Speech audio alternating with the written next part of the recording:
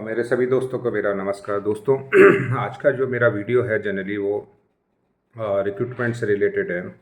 मैंने रिक्रूटमेंट पे काफ़ी कुछ इनफैक्ट उस पे हम लोग काफ़ी काम भी कर रहे हैं और उस पे काफ़ी ऐसे वीडियोस बहुत सारे ऐसे इनफैक्ट अगर किसी को इसमें जॉब भी चाहिए हो तो अपना कमेंट बॉक्स में जाके या मेरा नंबर आपके पास है तो आप उस पर जाके अपना सीवी मुझसे दे सकते हैं। मैं डेफिनेटली बहुत सारी ऐसी कंसल्टेंसीज कंपनी से एसोसिएटेड हूँ और बहुत सारे ऐसे मैं डेफिनेटली उसमें शेयर करूँगा एंड आपको जॉब पे हेल्प करूँगा। तो सबसे पहले आप आ जाते हैं कि रिक्रूटमेंट में बहुत तरीके के किन को जाना चाहिए किन को नहीं जाना चाहिए, क्या एक्टिविटीज़ होती हैं, क्या रोल्स होते हैं। बिकॉज इसको लेके बहुत ज़्यादा ऐसा कन्फ्यूज़न है, बहुत ज़्यादा लोगों को पता नहीं है। एंड होता क्या है कि जब हम किसी भी चीज़ में चल देते हैं और बाद में हमें पता पड़ता है कि नहीं वो हमारे लिए सही नहीं था या हमें उस पर कॉम्पिटेंसी नहीं है, हमारे को नॉलेज नहीं है, तो हमको बीच में जाके फिर हम फिर नई चीज़ को स्विच करते हैं और इसमें जनरली जो हमारा अपना सबसे बड़ा जो चीज़ होती है कि हम अपना टाइम बर्बाद करते हैं। तो कमिंग टू दिस रिक्रूटमेंट, तो रिक्रूटमेंट में जनरली चाहे वो एचआर रिक्रूटमेंट हो तो इसमें जो BBA bachelor of business administrator या जो मास्टर ऑफ बिजनेस एडमिनिस्ट्रेटर जो एमबीए और बीबीए होते हैं जो एचआर स्ट्रीम से करते हैं उनके लिए सबसे परफेक्ट जॉब होता है उनके लिए। बट इसमें ऐसा कुछ वो नहीं है, बहुत सारी ऐसी कंपनीज है जो नॉर्मल बीए बीएससी या ग्रेजुएट होती हैं उनको भी ले लेते हैं। इसके अंदर जो बेसिक चीज़ें हैं आपको तीन चार चीज़ें आपको, एक तो आपका कम्युनिकेशन, मैं ये नहीं कहूँगा कि इंग्लिश कम्युनिकेशन बहुत अच्छा होना चाहिए बट आप चीज़ों को रिप्रेजेंट कर पाएँ। बिकॉज रिक्रूटमेंट में ऐसा नहीं है कि हर तरीके का रिक्रूटमेंट होता है। लोग अगर देखें तो सिक्योरिटी गार्ड का भी हायरिंग करते हैं और वो बहुत सारे ऐसे प्रोजेक्ट मैनेजर, बहुत सारे ऐसे टेक्नोलॉजीज़ हों, चाहे वो ऑटोमोबाइल्स हों, एविएशन हो, इंडस्ट्रीज़ हों, मैन्युफैक्चरिंग वर्टिकल हो, वहाँ पर भी हायरिंग होती है। तो हर तरीके के रोल्स होते हैं, कहीं पर आपको हिंदी में कम्युनिकेट करना होगा, कहीं आपको इंग्लिश में कम्युनिकेट करना पड़ना होगा। तो आप उस पर ना जाएँ बट चीज़ों को सही तरीके से रख पाएँ, सही तरीके से उसको निगोशिएट कर पाएँ, कैंडिडेट को जज कर पाएँ कि कैंडिडेट इंटरेस्टेड है नहीं है, उसके अंदर कॉम्पिटेंसी है, उसके अंदर स्किल है, एक्सपीरियंस है कि नहीं है, और वो चीज़ों को, तो इसमें आपका जो कम्युनिकेशन अच्छा होना चाहिए। तीसरा आपको गूगल पे एटलीस्ट जो सर्फिंग होती है, आप कोई भी चीज़ को जैसे यूट्यूब या गूगल है उसमें आप सर्च करने के आपको एक वो होना चाहिए। बिकॉज बहुत सारी ऐसी वेरियस जेडीज आएंगी, बहुत सारी जहाँ पे बिकॉज हर चीज़ आपको पता होना मुश्किल रहेगा। तो आपको अगर कोई नया टेक्नोलॉजी आया, नया कीवर्ड आया है, हाइबरनेट आ गया है, अभी हाइबर J2EE आपको नहीं पता है, या बहुत सारे ऐसे में आईटी से पे नहीं, अगर ऑटोमोबाइल्स पे जाएंगे तो उसमें बहुत सारे ऐसे मॉडलर आएंगे या बहुत सारे ऐसे सेफ्टी टेक्नोलॉजीज़ आएंगी, तो उनका आप गूगल पे एटलीस्ट आप सर्च कर पाएँ। तो ऐसे लोग जो जिनका कम्युनिकेशन अच्छा हो, जो जिनका रिटेन और वर्बल कम्युनिकेशन दोनों बहुत अच्छे हों, जिनका ग्रेजुएशन कंप्लीट हो चुका हो किसी भी स्ट्रीम से में हो, जिनको कंप्यूटर का बेसिक नॉलेज, जो मैंने एक और चीज़ मिस किया है वो आपको मस्ट है। आपको एटलीस्ट ईमेल, आपको एक्सेल पे वर्क, आपको वर्ड पे वर्क है ना, आपको पीडीएफ बनाना, आपको कुछ भी राइटिंग करना है आपको, वो भी आपका मस्ट है। तो वो लोग इसमें जॉब में जा सकते हैं रिक्रूटमेंट में। अब मैं अगर आ जाता हूँ तो इसमें रिक्रूटमेंट के अंदर जनरली जो मेजर तीन चार एक्टिविटीज़ होती हैं, सबसे जो मस्ट एक्टिविटीज़ होती है वो आपकी प्रोफाइल सोर्सिंग होती है। तो सबसे पहले आपको प्रोफाइल सोर्सिंग अच्छा होना चाहिए। मीन्स आप और प्रोफाइल सोर्सिंग मैंने जैसे बोला कि जब तभी होगा जब आपको जेडी क्लियर होगी। तो किस तरीके का किस क्लाइंट को, है ना, मैं इनफैक्ट मेरे इसमें यूट्यूब चैनल पे बहुत सारे ऐसे वीडियोस हैं जिसमें मैंने बताया कि कंसल्टिंग कंपनीज कैसे वर्क करती हैं। बिकॉज जो रिक्रूटर होता है वो दो तरीके से ही उसका जॉब होता है, या तो वो किसी कंपनी में काम करता है और उसकी इंटरनल हायरिंग में इन्वॉल्व होता है। दूसरा, अगर वो किसी कंसल्टिंग कंपनी में काम कर रहा है तो वो हायरिंग पे इन्वॉल्व होगा बट वो किसी दूसरी कंपनी के पेरोल पे होगा, मीन दूसरी कंपनी के लिए हायरिंग करेगा। तो डिपेंड करता है कि आप इंटरनल हायरिंग कर रहे हैं बट एक्सटर्नल हायरिंग कर रहे हैं। बट इसके लिए जो सबसे मस्ट है आपका आपका प्रोफाइल सोर्सिंग बहुत स्ट्रांग होना चाहिए। तो अगर मैं सोर्सिंग की इन डेप्थ अगर मैं बात करूं तो आपको Naukri.com हो गया, मॉनेस्टर हो गया, लिंक्डइन है, यहाँ पर हमें कैसे कीवर्ड्स को डालना है, कैसे सही प्रोफाइल्स को लेके जाना है, ये स्किल्स आपके अंदर बहुत मस्ट होना चाहिए। इसके अंदर आपको जैसे जेडी के अंदर जैसे मैंने बताया है, कुछ वीडियोस भी बनाए कि 5 चीज़ें बहुत इंपॉर्टेंट होती हैं। किस स्किल पे आप देख रहे हैं, किस लोकेशन पे देख रहे हैं आप, आपका बजट क्या है, आपको कितने दिन में वो चाहिए, और उसका एक्सपीरियंस कितना है, ठीक है। तो ये 4-5 चीज़ें जो होती हैं आपको ये जेडी में आपको मिल जाएंगी। जेडी किसी भी तरीके के फॉर्म में आ सकती है, कोई ओवर द कॉल भी दे सकता है, कोई व्हाट्सअप पे दे सकता है, कोई एक्सेल में देगा, कोई ईमेल पे दे सकता है, बट आपको 5 चीज़ों को आइडेंटिफाई करना है। ये पाँचों चीज़ें आपको naukri.com में जाना है, वहाँ पर एज ए रिक्रूटर्स या एम्प्लॉयर आपका जो एक्सेस होगा वो पेड लाइसेंसेस होते हैं, जाने सारी कंपनीज हों, चाहे आप किसी भी कंपनी के एचआर डिपार्टमेंट में काम कर रहे हैं या किसी भी कंसल्टिंग कंपनी में काम कर रहे हैं, वहाँ पर आपको naukri.com या मोनेस्टर का पेड लाइसेंस मिल जाएगा। ये सारी चीज़ें आपको कीवर्ड्स वहाँ डालने हैं। आपको लेफ्ट हैंड साइड में या जो भी उनका डैशबोर्ड है वहाँ पे बहुत सारे से प्रोफाइल्स आपको निकल जाएंगे। फिर आपको 1 बाई 1 उनको चेक करना है। आपको बेसिक समरी पहले चेक करना है कि वो मैच करता है कि नहीं करता है। अगर नहीं करता है तो आपको उसको ओपन नहीं करना है, अगर करता है तो उसको ओपन करना है, उसको प्रोफाइल को इन डेप्थ आपको देखना है।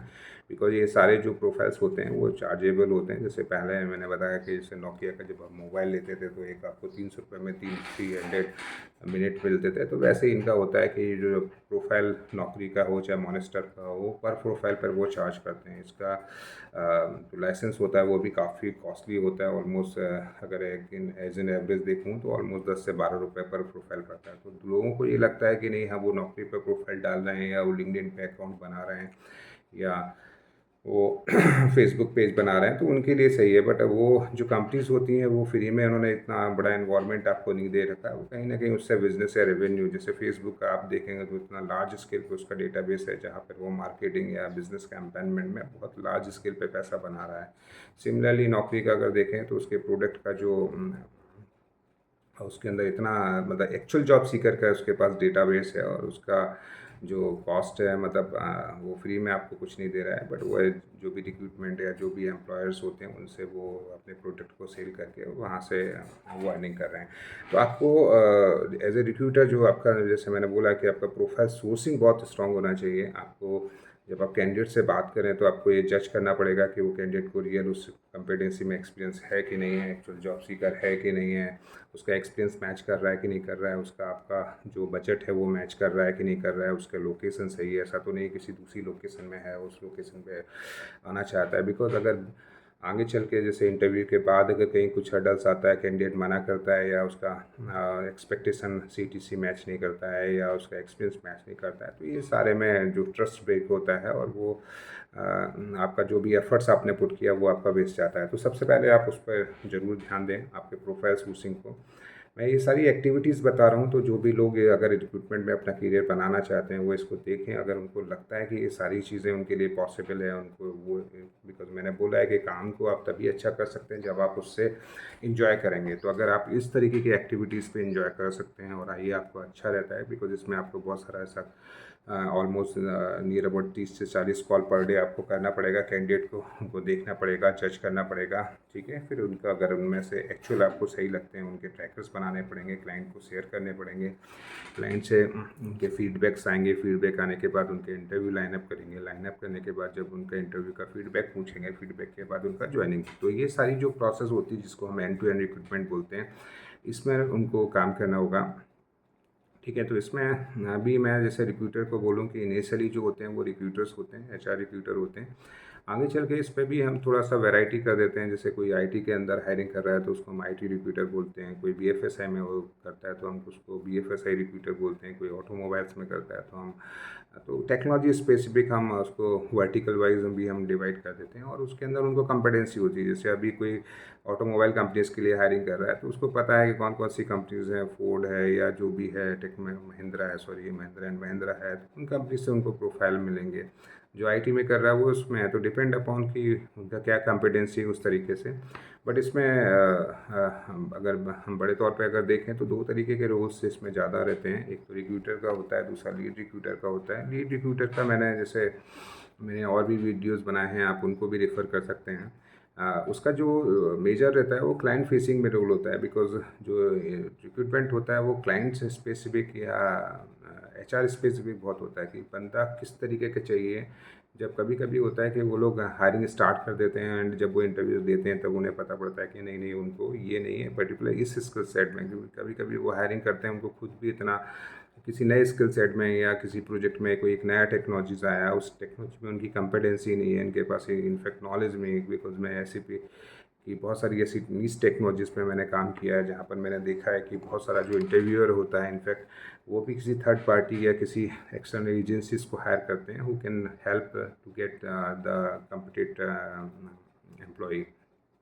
तो उनको भी इतना नहीं पता रहता है, तो वो भी हायरिंग करते हैं, नॉलेज देते हैं। तो ये जो आपका जेडी है वो चेंज हो जाता है कभी कभी, ठीक है, पोजीशंस होल्ड पे चली जाती हैं, बजट बढ़ जाता है, ठीक है, एक्सपेंस लेवल बढ़ जाता है। तो जितना आप उनके टच में रहेंगे उतना आपको इस पर अपडेट मिल जाएंगे। तो इसमें जो एक लीड रिक्रूटर होता है, बट लीड रिक्रूटर वही बन सकता है जिसने एटलीस्ट 3 या 4 साल एज ए रिक्रूटर काम किया हो, मतलब उसको पता हो कि ये प्रोफाइल इस जेडी पे मैच करेगा, ये एक्चुअल जॉब सीकर है। थोड़ा सा सॉफ्ट रहना पड़ेगा, थोड़ा सा what I can say basically आपको मतलब इंटरनली आपको ये जब भी आप कैंडिडेट से बात करेंगे तो आपका जो सिक्स सेंस है आपको आपको ये समझना होगा उसको बहुत सारी चीज़ें कि ये गलत है, ये सही नहीं होगा, ये फिट नहीं हो सकता है, ठीक है, ये नहीं चलेगा। तो ये चीज़ें आपको आपके माइंड में क्लिक होना चाहिए कि ये सही प्रोफाइल है, ये सही प्रोफाइल नहीं है। तो वो आपको जज करने का एक बहुत अच्छा कॉम्पिटेंसी होना चाहिए। तो इसमें जैसे मैंने बोला कि आपको प्रोफाइल सोर्सिंग, इसके अलावा आपको ईमेल्स कम्युनिकेशन इसमें क्योंकि ओवर द ईमेल ये सारे प्रोफाइल एक दूसरे को एक्सचेंज होते हैं, वो आपको कॉम्पिटेंसी होना चाहिए।